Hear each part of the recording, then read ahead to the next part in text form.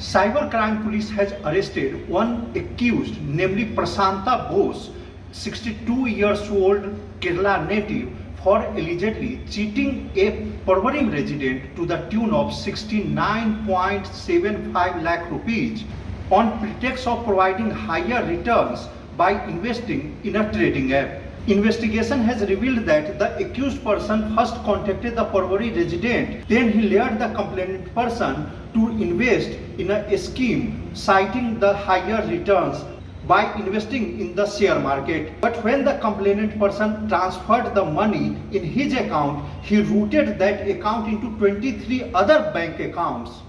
And that's why he cheated the complainant. Cybercrime police has also found in the investigation that this accused person is involved in other similar cybercrime cases involving more than 2 crore rupees. Mukesh Kumar for Prudent.